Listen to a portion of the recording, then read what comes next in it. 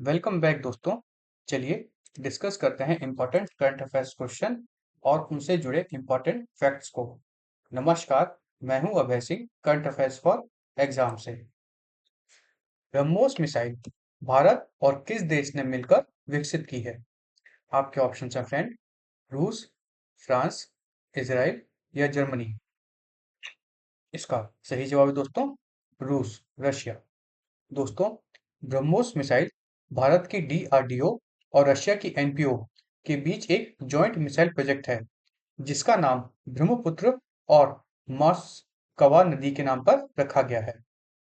यह दुनिया की सबसे तेज ऑपरेशनल सुपरसोनिक मिसाइल में से एक है, जो साउंड की स्पीड से लगभग 3 गुना तेजी से चलती है, और यह फायर और फॉरगेट मिसाइल के प्रिंसिपल के बेसिस पर काम करती है। फ्रेंड्स, इसमें 2 स्टेज का propulsion सिस्टम होता है, जहां पहला स्टेज सॉलिड प्रोपेलेंट होता है और दूसरा स्टेज लिक्विड रैमजेट प्रोपेलेंट होता है, जो इसे लैंड, सी, सबमरीन और एयर लॉन्च की कैपेबिलिटी देता है। चलिए अगले प्रश्न पर आते हैं। अच्छा, हमने इस बारे में पढ़ा क्यों दोस्त? क्योंकि हाल ही में रशिया ने इच्छा जाहिर की है कि वो ब्रह्मोस को अपनी आर्मी में उसको इंजेक्ट करना चाहते हैं। चलिए अगले प्रश्न पर आते हैं। उड़ीसा में 10,000 करोड़ के सोलर पीवी प्रोजेक्ट के लिए किस कंपनी को मंजूरी मिली है? आपके ऑप्शन है friend, Vedanta, Tata power, JSW steel या अदानी ग्रीन। इसका सही जवाब है दोस्तों, टाटा पावर। दोस्तों, उड़ीसा सरकार ने हाल ही में 17 जून 2026 को मल्टी सेक्टोरल इंडस्ट्रियल ग्रोथ को बढ़ावा देने के लिए 76,611 करोड़ से ज्यादा के 20 बड़े इंडस्ट्रियल प्रोजेक्ट को मंजूरी दी है। इन अप्रूवल्स के तहत टाटा पावर रिन्यूएबल एनर्जी को गंजम डिस्ट्रिक्ट में 10,000 करोड़ का सोलर मैन्युफैक्चरिंग प्लांट के लिए मंजूरी मिली है, जो इनगॉट्स, वेफर्स और सोलर पीवी सेल्स बनाएंगे। यह मेगा प्रोजेक्ट स्टेट में लगभग 50,000 से ज्यादा एम्प्लॉयमेंट अपॉर्चुनिटी जनरेट करेगा। चलिए अगले प्रश्न पर आते हैं। पूर्वोत्तर के सबसे बड़े ऑर्गेनिक मसाला प्रोसेसिंग प्लांट का उद्घाटन किस राज्य में किया गया है?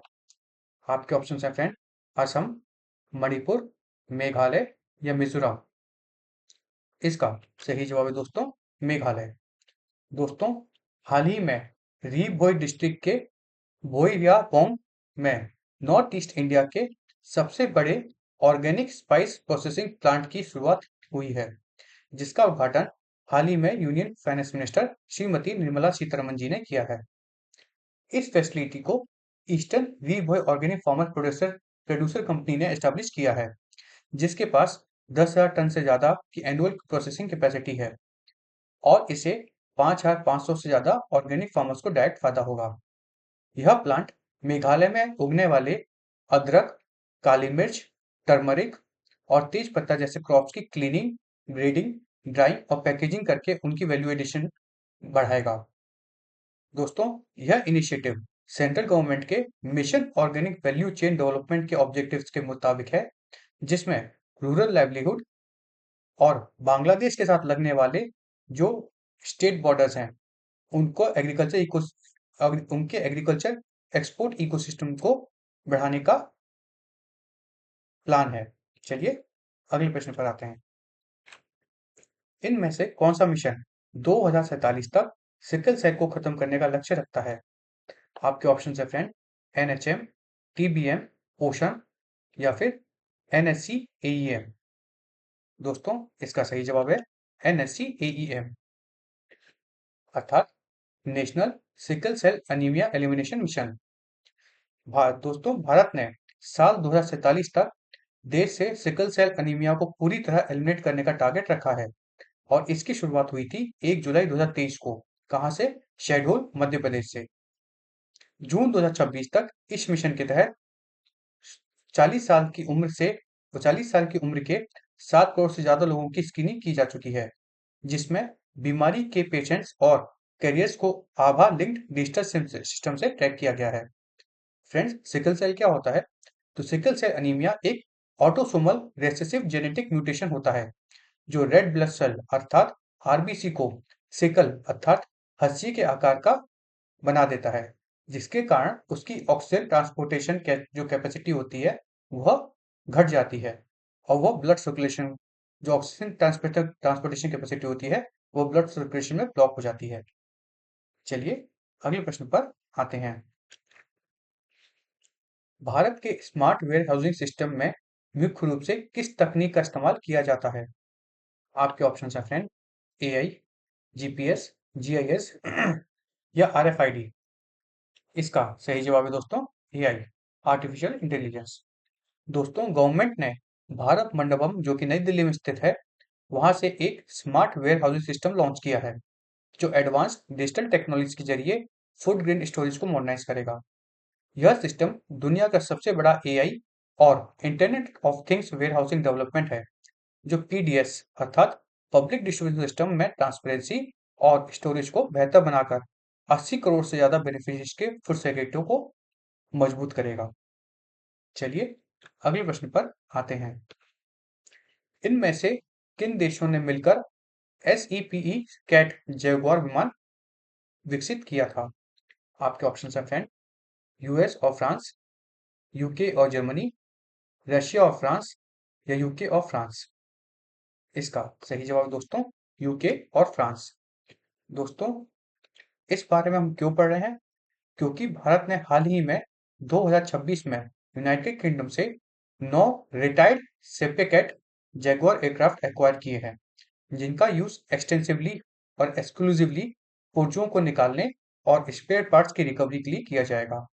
फ्रेंड्स, भारतीय एयरफोर्स दुनिया की अकेली एक्टिव मिलिट्री ऑपरेटर है इस जैगुआर एयरक्राफ्ट की, जहां भारतीय एयरफोर्स में लगभग 115 से 120 जैगुआर अंबाला, गोरखपुर और जामनगर एयरबेस पर ऑपरेशनल है। मतलब 6 ऑपरेशनल स्क्वाड्रंस अभी भी इसमें एग्जिस्ट करते हैं। फ्रेंड्स, इसकी बात करें एयरक्राफ्ट की, तो इस एयरक्राफ्ट को यूके और फ्रांस के कंसोर्टियम ने साल 1970 में एक twin engine deep penetration strike aircraft के रूप में डेवलप किया था, और भारत के लिए यह ऑपरेशनल फ्लीट इसका है, वह 2030-35 तक रहेगा। चलिए अगले प्रश्न पर आते हैं। किस संगठन ने बीमा क्षेत्र में आर्टिफिशियल इंटेलिजेंस पर एक कार्य समूह का गठन किया है? RBI, SEBI, IRDAI, NABARD. इसका सही जवाब है दोस्तों आईआरडीएआई।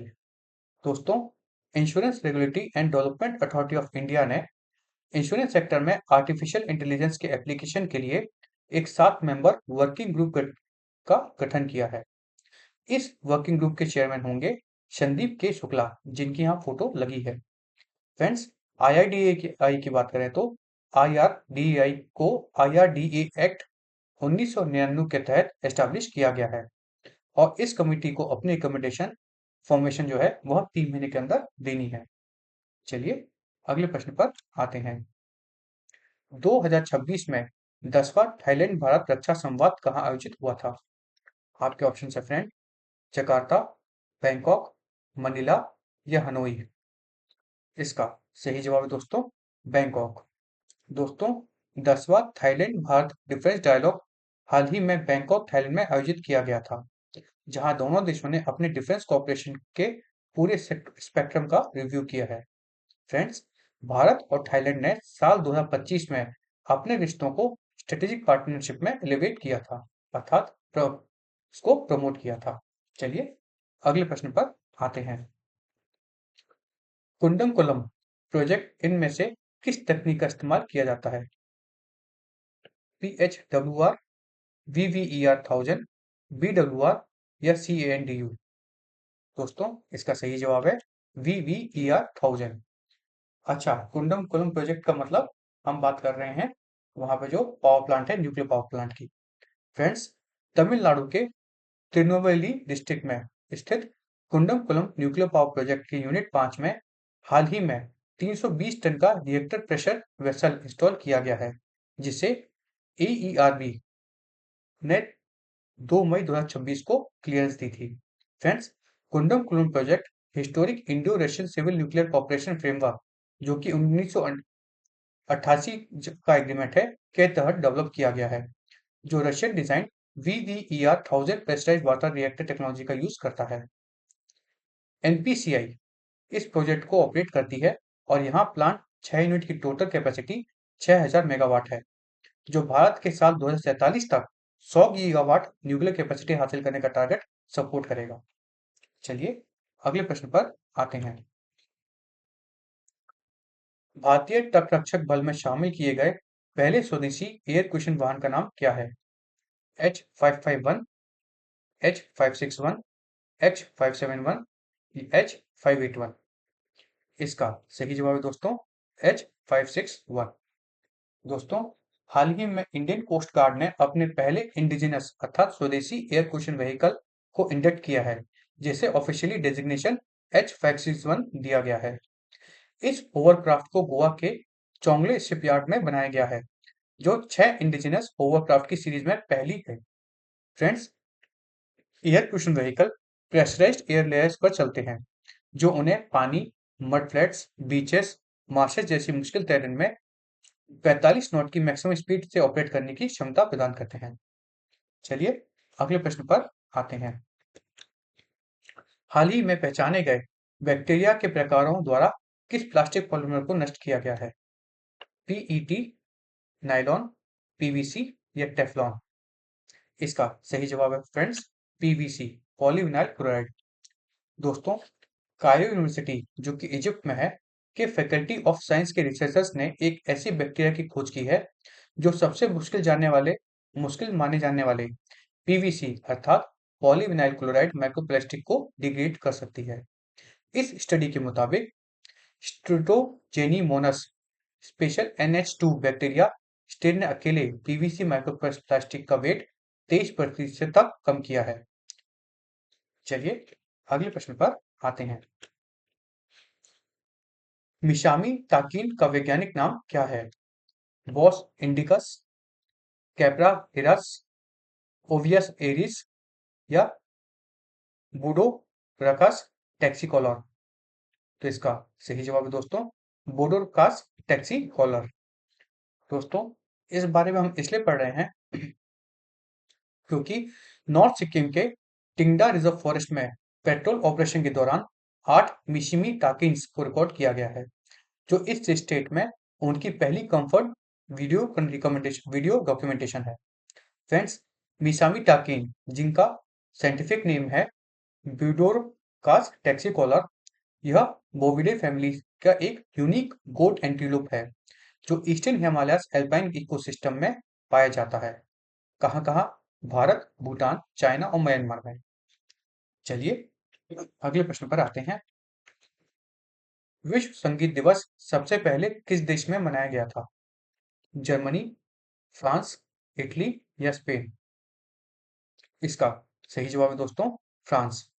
दोस्तों, हर साल आज ही के दिन 21 जून को दुनिया भर में वर्ल्ड म्यूजिक डे अर्थात विश्व संगीत दिवस मनाया जाता है। इस कॉन्सेप्ट को सन 1981 में जैक लॉन्ग और मॉरिस फ्लोरेट ने प्रपोज किया था और पहली बार इसका ऑफिशियल सेलिब्रेशन 1982 में पेरिस में हुआ था। आज का दिन खास इसलिए भी है फ्रेंड्स क्योंकि आज ही के दिन 21 जून को इंटरनेशनल योगा डे भी मनाया जाता है और यह इवेंट अब 100 से ज्यादा देशों में कल्चर डिप्लोमेसी को मजबूत कर रहा है। किसकी? भारत की।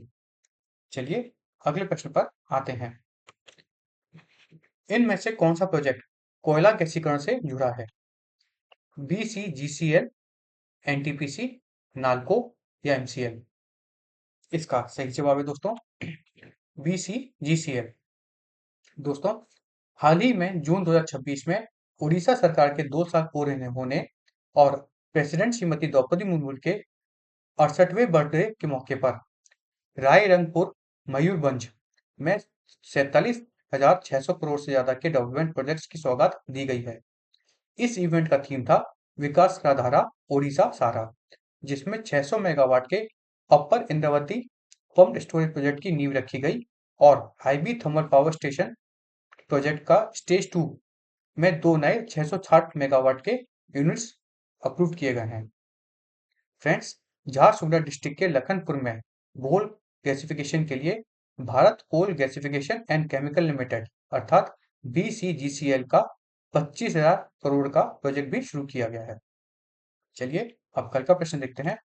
कल हमने आपसे पूछा था इनमें से कौन सा टेलीस्कोप ऊटी में स्थित है? एस्ट्रोसेट, ग्रेव्स 3, जीएमआरटी या हैगार? इसका सही जवाब है दोस्तों ग्रेव्स 3।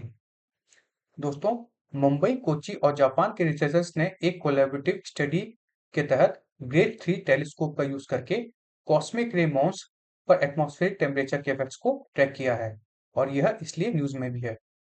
ग्रेव 3, जिसका फुल फॉर्म है gamma ray astronomy PeV energies एज फेज 3, ऑब्जर्वेटरी ऊटी, तमिलनाडु में स्थित है और इसे TIFR अर्थात Tata institute of fundamental research operate करती है। चलिए अब कल के लिए प्रश्न देखते हैं। कल के लिए हमारा आपसे प्रश्न है, विश्व हाइड्रोग्राफी दिवस किस तारीख को मनाया जाता है? आपके ऑप्शन हैं फ्रेंड, जून 18, जून 19, जून 20 या जून 21। इसका जवाब आपको कमेंट सेक्शन में देना है फ्रेंड्स। और अगर आपको आज का सेशन फ्रूटफुल और इन्फॉर्मेटिव लगा तो लाइक शेयर सब्सक्राइब अवश्य कीजिएगा। धन्यवाद। जय हिंद, जय भारत।